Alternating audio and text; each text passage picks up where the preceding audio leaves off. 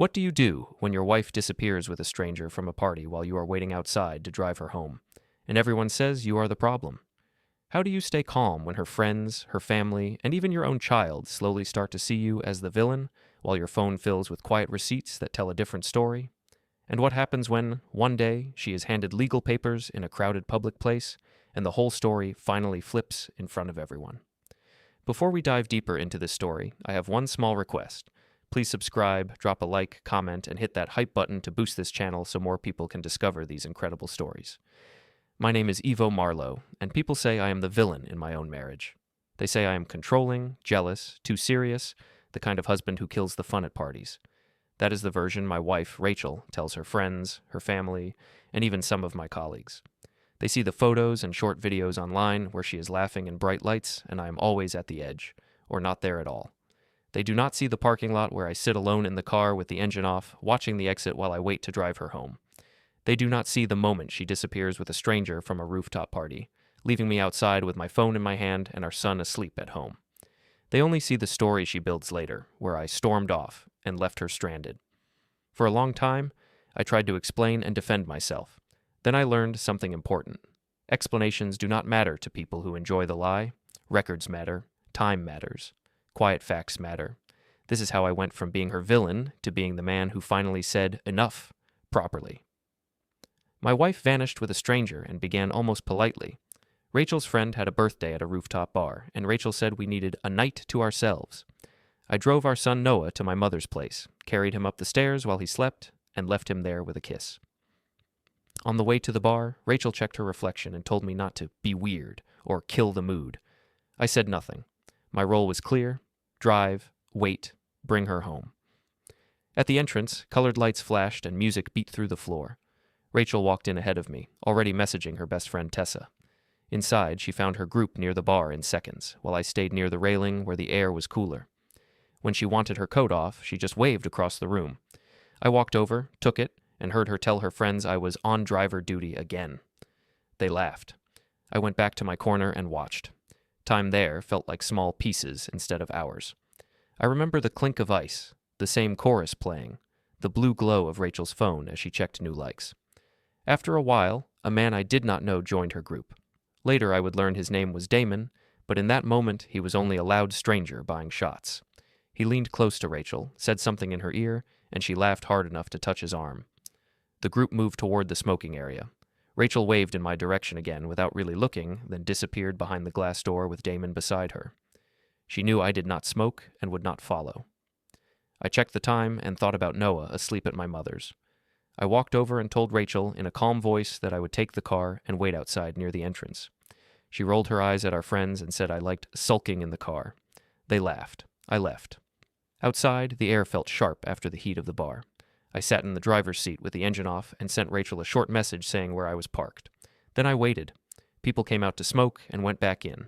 Taxis arrived and left. I watched the door and told myself she would appear soon, complaining about the cold. After 20 minutes, I sent another message asking if she was ready to go. No reply. I did not call. I knew even a simple question could be turned into proof that I was controlling. At 30 minutes, patience started to feel like something else. I called. The phone rang for a long time, then cut off. A few minutes later, a message came. She was fine, and I should stop being dramatic. That was all. I stared at the word dramatic and felt something heavy settle under my ribs. When a noisy group finally spilled out of the entrance, Rachel was not with them. Tessa came out with another friend and seemed surprised to see me still in the car. She said in a light voice that Rachel had gone to get some air with that guy, and they were probably getting another drink nearby because I had left the party early. Hearing that sentence was like watching someone place the first brick in a wall between me and the truth. I pointed out the time. Tessa shrugged and walked toward a taxi. When the staff started closing the ropes and turning people away, I understood she was not coming out to my car. I drove home alone, the passenger seat empty, the music from the bar still beating in my head. The stairwell in our building felt colder than the street. Inside the apartment, I put my keys in the bowl, hung Rachel's coat over the chair, and stood there in the quiet. On the shelf in the hallway, a binder labeled Utilities caught my eye. It was thicker than simple bills should be, because over time I had slipped other documents inside. Pay stubs, bank letters, notes. I ran my fingers along the spine and knew why I kept everything so neat. I might one day need proof, not memories. In the bedroom, the bed was untouched. I sat at the small desk and opened my laptop. A plain spreadsheet with initials and dates slid into view, past arguments, late nights, broken promises. I read the list, then minimized it when I heard the lock turn again at last. Rachel came in loud, as if the party had moved into our hallway. From the bedroom doorway, she said I had abandoned her, that she had to figure out the night without me, that I made everything harder. In her version, I was the one who left. When I tried to ask where she had been and why she had not answered, she turned each question into proof that I did not trust her and wanted to control her fun. I kept my voice steady, which made her more angry. She needed a shouting match to complete her story. I refused to give it. Finally, she grabbed a spare pillow, said she would not sleep next to someone who judged her all the time, and slammed the bedroom door with herself inside. Drawers opened. Her phone buzzed as she sent fast messages, shaping her version while the night was still fresh. I went back to the small desk and picked up my own phone. For a moment, I thought about writing a long explanation, trying again to clean the story with words. Then I stopped. Instead, I opened a new message thread and titled it Follow-Up. I typed one simple line. Rooftop bar. She left with stranger, time I got home, time she returned. I saved it and locked my screen. For a second, the preview of that note flashed just as the bedroom door latch clicked fully into place, and in that small overlap of light and sound, I understood something clearly. From this night on, I would not argue about stories. I would keep records. The next morning began with the same kitchen, but everything inside it felt tilted. Rachel stood by the counter, scrolling her phone with a soft smile on her face that I knew was not for me. Our son Noah swung his legs under the table and tried to balance a spoon on his nose. I poured coffee, listening to the small sounds, the clink of his cereal bowl, the buzz of her group chat, the soft click when she locked her screen as I looked over. She told someone on speaker that the party had been wild and that she almost had to find a hotel, because I stormed off like a child. Her friend laughed loudly on the other end. Noah glanced at me, confused. I wanted to correct her version, to tell the room that I had been in the car outside, waiting like a driver. Instead, I rinsed my mug and told Noah to grab his backpack. Choosing silence felt heavy, but I already knew that arguing in front of our son would only give her more material. At the open plan office, the day pretended to be normal. I sat at my desk, opened tickets, answered emails about printers and logins. The hum of other people's conversations washed around me. Weekend plans, shows, sports. My own phone stayed face down beside my keyboard, but it still lit up from time to time with new notifications I did not open. Near mid-morning, a coworker called my name and waved me over to his screen. He wanted to show me a funny video from the rooftop bar. I knew before I saw it that Rachel would be at the center. In the clip, colored lights moved over the crowd, and there she was, pressed against Damon on the dance floor, laughing with her head back, while his hands held her waist. The caption called her the Queen of the Night, and in the comments, someone had already joked that I was probably asleep by 9. My colleague laughed, nudged my shoulder, and said I was lucky to have such a fun wife. I answered that she always liked parties. That was it. I did not explain that while they filmed her dancing, I had been sitting in the car, watching the club doors and checking the time. When I returned to my desk, I opened my email instead of my ticket queue. I asked my coworker to send me the link so I could show my wife. When it arrived, I clicked download and watched the progress bar move. Then I saved the file to a folder on my work drive with a plain name. At lunch, while others laughed in the break room, I sent the video from my work email to my personal one and then to a hidden address I kept for backups. When I finally opened my own phone, there were more notifications. Rachel had posted photos from the party, all at happy angles where I did not appear. In one picture, she stood shoulder to shoulder with Damon and Tessa. Under it, she wrote that the real night starts when the boring ones leave. A small group of her friends had already liked and commented. I took screenshots quietly, without reacting in the chat. In the afternoon, my manager Martin stopped by my desk and asked if we could have a quick word in a small meeting room. Inside, he said my focus had been off recently. Missed details in tickets, slower responses, small mistakes. He asked if everything was fine at home. I wanted to tell him about the parking lot, the videos, the lies that were growing each hour. Instead, I said I was dealing with a personal situation and that I was working on it. He nodded and suggested that I use my calendar to block some time as meeting personal if I needed to step away during the week. I agreed. Back at my desk, I opened my calendar and did exactly that, placing a quiet block on a date that already had a faint red circle in my mind. Then I opened a browser window and searched for very simple things, storage options, delivery tracking. When a colleague walked past, I minimized the tabs and opened a help desk ticket as if nothing had changed. On the way home, I stopped at the supermarket. The fluorescent lights and beep of the scanner made everything feel slow and artificial. While I stood in the checkout line with bread and milk, one of Rachel's friends appeared behind me with a basket of wine bottles. She recognized me at once and laughed, asking if I was over the whole party drama yet. Before I could answer, she repeated the version she had heard, that I had stormed out and left Rachel to figure things out alone, and that Damon had been a gentleman who made sure she was safe. It was like listening to a script written overnight. I said, in a level voice, that I had been in the car outside the whole time, waiting to drive my wife home. She blinked, said Rachel had not mentioned that part, then changed the subject and talked about some new bar on the other side of town. When the cashier asked if we were together, she laughed and said she just knew my wife from crazy nights. I paid, carried the bags to the car, and felt the story grow heavier on my shoulders. Back at the apartment, the hallway smelled like someone had burned toast. I put the groceries away and noticed an unsealed envelope in the outbox by the door, blank on the front. Rachel's handwriting was on a small note beside it, but not for that envelope. It just said I owed her for drinks she had covered last month. In the bedroom, I sat at the small desk and opened my laptop. I downloaded the party video from my email, saved it, and then moved it onto a small USB stick. I took the stick to the hallway shelf, lifted the folder labeled Taxes, and taped it under the back cover where no one would see it by accident. When I looked up, my eyes landed again on the binder labeled Utilities, thicker than it should be. I slid the envelope from the outbox under my arm, printed a simple list of dates and notes from my spreadsheet, folded it, and slipped it inside the envelope before sealing it. No names, no accusations, just lines of time and place. Later, Rachel came home in a cheerful mood, holding her phone and smiling at something on the screen. She said that Tessa had posted more clips from the rooftop and that everyone agreed I had overreacted.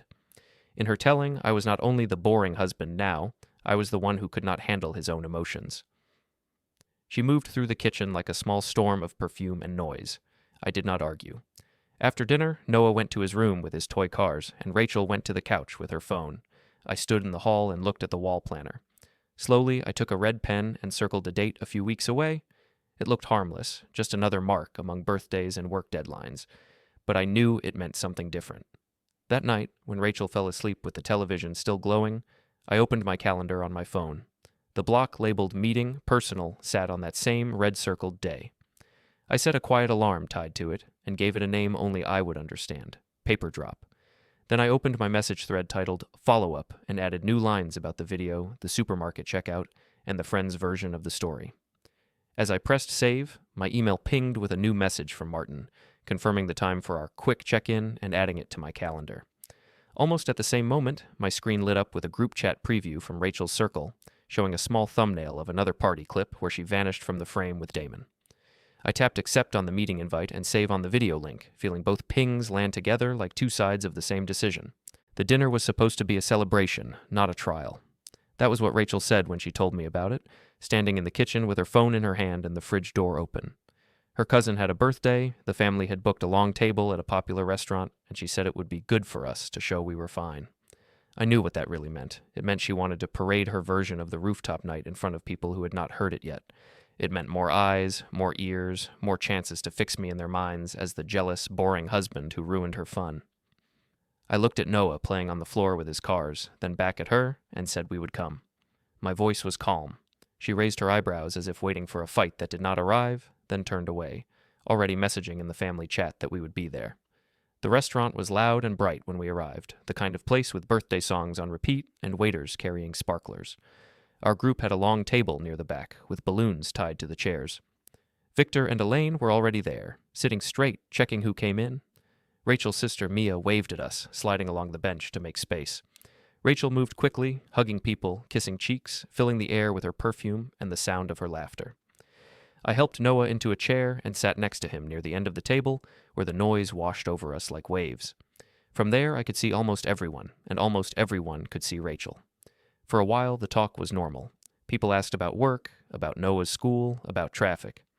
Plates arrived and disappeared. I cut Noah's food into small pieces and listened, answering when someone asked about my job in the office. I could feel Rachel's eyes on me sometimes, as if she was checking if I seemed too serious.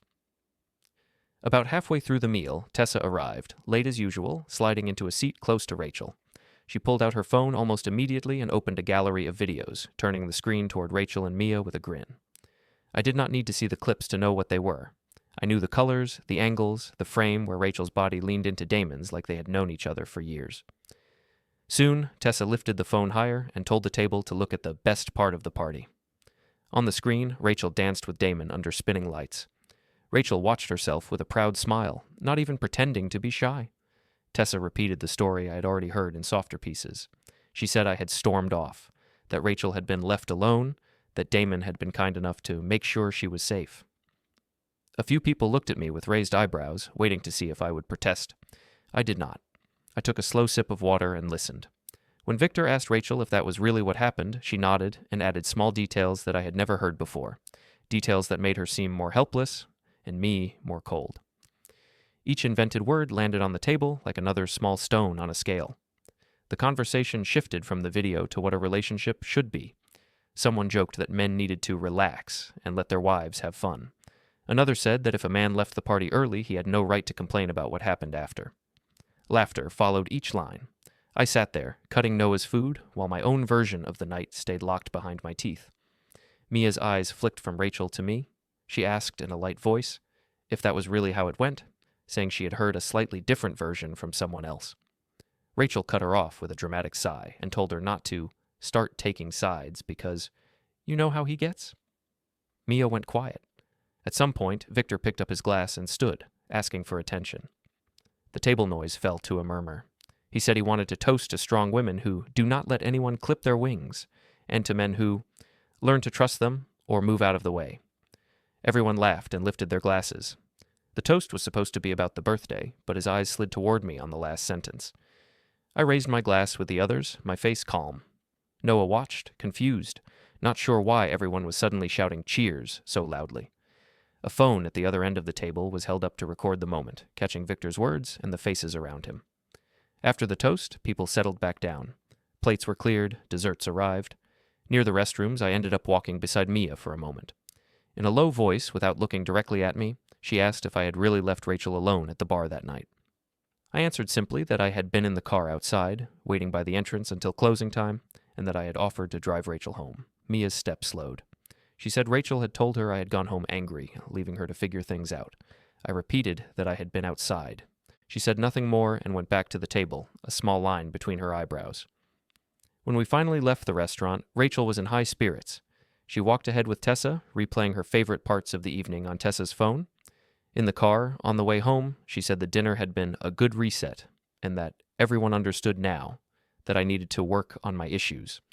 I kept my eyes on the road and my hands steady on the wheel. At home, she went straight to the bedroom with her phone. Noah went to his room. I stood alone in the hallway for a moment, looking at the closed doors, then picked up my pillow and took it to the guest bed again. In the small guest room, the bed was still slightly disturbed from the night before. I smoothed the sheet, placed my pillow, and sat at the edge, holding my phone. The air felt thick with the words I had chosen not to say at dinner. I opened my message thread titled Follow-Up and typed a new entry. Family restaurant, toast about strong women, Victor's words, Tessa's video, Rachel's claims, Mia's brief question. I hit send, then opened my cloud storage app and uploaded the screenshots and video link from the day. A small message popped up on the screen. File uploaded successfully. Before I lay down, I walked back to the kitchen. 2 mugs stood on the counter, far apart. One with a faint ring of lipstick, one plain. I rinsed mine and set it on the opposite side from hers, an accidental marker of the space between us now. When I returned to the guest room, I set my phone on the nightstand and opened the recording app. For a moment, I just listened to the faint hum of the building, then pressed the button and spoke a simple summary of the night in a low voice. Who said what, who laughed, who filmed. When I stopped the recording, there was a soft beep, and the clip joined the others in the list. On the other side of the apartment, I heard the distant sound of Rachel's laughter as she watched her own version of the evening on Tessa's stories. I lay back on the guest bed and stared at the ceiling, feeling the weight of the dinner settle on my chest. In that crowded room, surrounded by family, I had watched my role shrink to a single joke, a background figure in a story she controlled. But here, in this quiet room, my version existed too. In notes, in recordings, in files synced to places she did not know. I could not stop her from performing, but I could stop myself from disappearing. Just as that thought settled, my phone lit up with a new notification from a family member's social media. A tagged photo of the toast at the restaurant, Victor mid-sentence, glasses raised, Rachel laughing, and my face visible at the edge of the frame.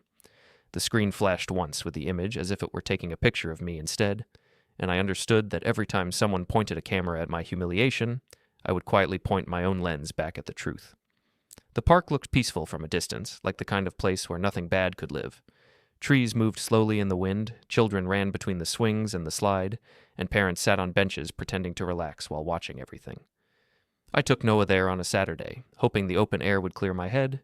He ran ahead to the playground, calling for me to watch him climb.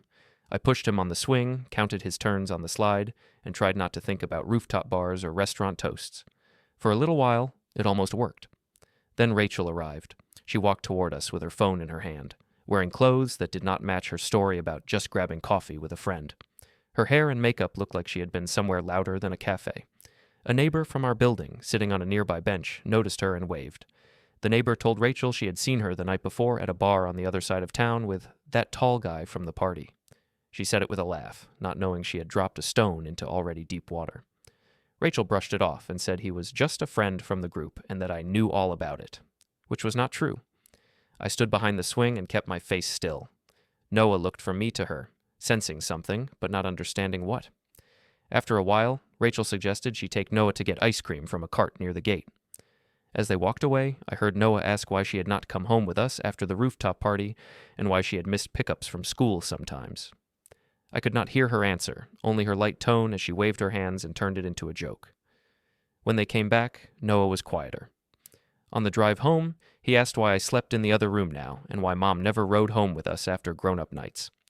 I said, in simple words, that sometimes adults needed space to think and that none of it was his fault. He looked out the window for a long time and said nothing more. His silence felt heavier than any argument. Later that week, we were invited to Rachel's parents' house. Victor and Elaine lived in a neat house with soft chairs and family photos on every wall. It had always felt safe before, a place where we brought Noah on weekends and watched him play with his cousins. This time, the house felt like a courtroom. As soon as we arrived, Rachel went straight to the kitchen with her mother, speaking in low voices. Victor asked me to sit in the living room with him. The television was on without sound, some game where players moved on a field I did not recognize. He did not look at the screen when he started talking. He went straight into Rachel's version of the rooftop night and everything since. According to him, I was making Rachel feel trapped. I had abandoned her at the bar. I was obsessed with proof, and I was dragging things out instead of moving on. He said Rachel felt unsafe when I asked questions about her nights out, and that I needed to trust her or let her go. It was clear where his information came from. I sat back in the chair and answered with facts. I said I had been in the car outside until closing. I said I had offered to drive her home. I said she had not answered my texts. I did not raise my voice. I did not show him any screenshots. I knew he would not want to see them. Elaine came in and sat on the edge of the couch, wringing her hands. She said she just wanted things to look normal again for Noah. Rachel entered the room then, eyes already shiny, and told her parents that I was twisting stories and keeping files on her. She said I cared more about being right than being kind. In front of them, she talked about my note-taking like it was a sickness. Victor turned to me and asked if it was true that I was writing things down about his daughter. I said I wrote things down when I was confused because facts helped me stay calm. He called that cold. Elaine asked if I would consider counseling to work on my control issues. Nobody asked Rachel about disappearing with Damon, or the neighbor at the park, or the late school pickups. Mia watched from the doorway, arms crossed. She was quiet while her parents spoke, but I saw her eyes flick between us, the same way they had at the restaurant. When Rachel left the room in fake tears, Mia followed for a moment. Later, while I put Noah's shoes on in the hall, Mia came close enough for me to hear her low voice. She said something was not adding up in the stories she heard, and asked again if I had really stayed in the car that night. I repeated that I had. She frowned slightly and did not say she believed me, but she did not repeat Rachel's words either. It was a small crack in a thick wall. That evening back at our apartment, the air felt heavy and flat. Noah went to his room with a book. Rachel stayed in the bedroom, sending messages, probably explaining to someone how her parents had stood up for her. I moved through the kitchen quietly. On the wall, the planner hung open to the month we were in. The red circle I had drawn sat in the middle of it, still without a label. I ran my thumb lightly over the paper. My phone buzzed with a low reminder. The alarm named Paper Drop flashed on the screen, then I dismissed it before Noah could see. It was not time yet. I sat at the small desk in the corner of the hallway that we called the office. On my laptop, the desktop was clean, only a few folders visible. Two of them were named Archive A and Archive B. I opened them both, checked that the files were in order, then closed them again. In my message thread titled Follow Up, I added lines about the park, the neighbor's comment, Noah's questions, and the talk with Victor and Elaine. Each entry was simple and dry, nothing more than dates and short sentences. I knew that one day, if needed, those small lines could speak louder than any emotional speech. Later, I called my mother Helen on video. Her face filled the screen, calm and steady. I told her some of what had happened without giving every detail. She listened with her chin resting on her hand. She said I needed to protect Noah and myself, and that I should do it the right way, not with shouting, not with sudden moves, but with patience and proper steps. She did not say the word law, but it sat between us anyway. I felt both tired and strangely clear.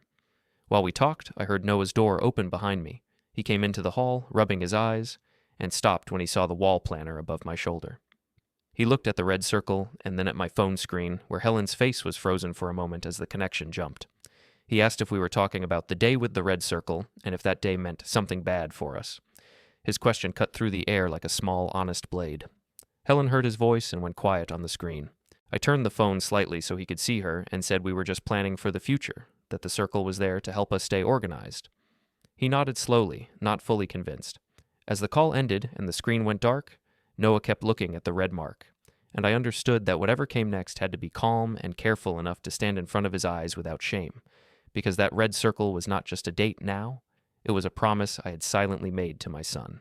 The next few weeks moved in small, careful steps, like walking over broken glass and pretending the floor was smooth. Life did not stop for our problems. There were still school events, work deadlines, lunches to pack. On a Thursday evening, the school invited parents to a small gathering in the community center hall. There would be drawings on the walls, a short talk about the next term, and a table with juice and biscuits. Rachel said it would be good to show everyone that we were fine. I knew that word meant different things to us now. I went because Noah was excited to show us his artwork, not because I believed the night would be simple. The hall was bright and echoing. Children ran between chairs while teachers tried to organize them. Posters lined the walls. Noah grabbed each of us by the hand, dragging us from one drawing to the next, proud of every detail. For a brief time, we were just three shapes moving together in the crowd. Then Rachel's friends from the parent group appeared, and the balance shifted. She stepped away to talk with them, and I saw her gesture in my direction while their eyes followed. One of them laughed and made a small tapping motion on an invisible phone, and I understood what was being said. To them, I was now the husband who kept screenshots and acted like a detective instead of a partner who had been left standing outside a bar. Near the snack table, a father I barely knew moved closer and spoke to me in a quiet tone. He said he had seen Rachel recently at a different bar in another part of town, again with the tall man from the rooftop party. He said he had not wanted to interfere, but he thought I should know. He did not sound amused. I thanked him and did not ask for details. It was enough. I stored the information like another small stone in the pocket where I kept the rest. When I turned, I saw Rachel watching us with narrowed eyes, as if she sensed that a piece of her stage was slipping. She came over, wrapped her arm loosely through mine, and told the father that I tended to worry too much about harmless things. He smiled weakly and walked away. Later, during the teacher's short talk, I stood at the edge of the crowd with Noah in front of me. Rachel stood with a group of parents, leaning on a table and talking while pretending to listen. She complained loudly that some husbands did not understand social life, that they were stuck in a different age, and that they collected evidence instead of moving on. Laughter answered her again. I did not respond. I watched Noah, who was trying to pay attention, though he looked back at us now and then, confused by the tone of the grown-ups. When the talk ended, I helped him find his coat, and we walked to the car. The next day, the school pickup line felt like another stage. Cars formed a slow-moving line down the street, engines idling, parents checking their watches. I arrived early, as usual, and parked near the gate. The sky was gray, and children's voices spilled out whenever the school doors opened. When Noah came out, he saw me and waved, but another car pulled up too, a dark one I recognized from the park and from the edge of my memories. Damon stepped out from the driver's side, walked around, and opened the door for Rachel. She climbed out, laughing at something he said. Several parents looked up at the same time and stopped their quiet conversations. Rachel walked straight toward me, as if nothing were strange, and said she had been catching a ride with a friend because I could not always be relied on. Her voice was light, but the words were sharp. Noah looked between us, then at Damon, who stayed by his car and pretended to check his phone. Some parents pretended not to look, others did not bother to hide it. I felt their judgment in the silence that followed. I did not raise my voice. I told Noah calmly to get into our car and put on his seatbelt, and he did. Rachel rolled her eyes and told me I was making a scene by not letting him ride with her that day too. I said, in the same even tone, that he would ride with me and that we would talk about logistics later. Damon finally drove away. The line of cars began to move again, the small show over for now. At home that evening, Rachel complained that I was trying to control everything and that I needed to stop dragging the past into every moment. She said that if I could not get over one stupid party, maybe I should leave. I did not answer immediately. I put Noah's things away, checked his homework, and made sure he had his bath. When he went to his room, I went to the narrow space we called the office and closed the door most of the way, leaving it slightly open so he would not feel shut out. On the desk, my laptop waited with its clean desktop. I opened my spreadsheet, the one with initials and dates, and added new lines: the school gathering, the father's quiet comment, the pickup line, the ride with Damon. I did not add emotion, just times and simple words. Then I opened the folders labeled Archive A and Archive B and checked that the screenshots and clips were in the right places. The CloudSync application showed a small message near the corner of the screen: file uploaded successfully. I acknowledged it and closed the window. Next, I took out the binders I had been building slowly. One was labeled Home, another Auto, another Bank. Inside each were bills, account statements, and short notes. Nothing dramatic, nothing that would scream for attention, just order. I slid a small USB stick, labeled with a recent date, into a plastic sleeve at the back of the home binder. Then I closed it, put it back on the shelf, and listened to the click of the spine settling. In the bottom drawer of the desk, the one that locked, I kept a thin stack of printed summaries. I opened the drawer, checked that they were still there, then closed it gently and turned the key. Later that night, after Noah was asleep, I drove to the parking garage under the office tower. It was almost empty at that hour. Concrete pillars rose around me, and the sound of my car echoed slightly as I parked. I did not go upstairs. Instead, I stayed in the driver's seat and put on my headphones. I made a call to a contact in my phone whose name was now only an emoji. When the call connected, I spoke in a low, careful voice. I described dates, patterns, and schedules, not feelings. I talked about pickups missed, nights out, witnesses, videos, and the way the stories had been twisted. I listened more than I spoke. Most of the words I heard back were about process, about documentation, about doing things in the correct order, about patience. I agreed. We ended the call without naming what would come next, only that there would be a next step and that it would be formal. When I returned to the apartment, Rachel was on the couch with a show playing on the television and her phone in her hand.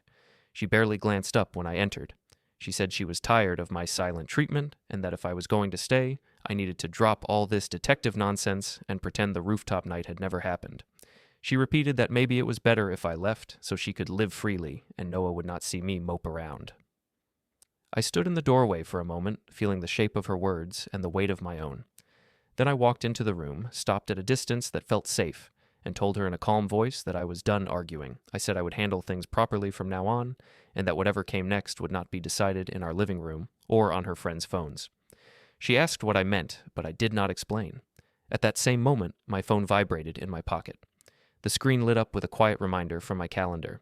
Meeting personal, set for the red-circled day on the wall planner. For a second, the light from the screen and the reflection from the planner met in my eyes. I dismissed the alert without breaking my gaze. In that small gap of soundless vibration and soft light, I understood that the time for collecting was almost over. The time for using what I had gathered, in the only correct way left to me, was about to begin. The morning of the red circle, the city felt sharper, like every edge was in focus. I left Noah with my mother, told him I had papers to sign for grown-up things, and promised we would have dinner together that night. He hugged me hard, like he was holding on to something he could not name. Then I went to the courthouse plaza and stood near a bench, hands in my pockets, watching people move through the glass doors. My heart was beating fast, but my face was steady. Everything that could be said had already been written in quiet lines and dates. Rachel arrived with Tessa at her side, walking up the steps like she was heading into another scene she would control. Tessa held her phone ready, camera on, expecting a story where Rachel finally put me in my place.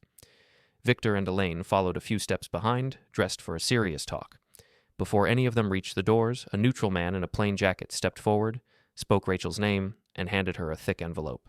She laughed at first, then saw the heading and the words: Petition for divorce, temporary orders, custody schedule. her face drained. She looked up at me, eyes wide. I met her gaze, nodded once, then turned and walked off the plaza while Tessa's camera kept recording, and the papers, at last, spoke for me.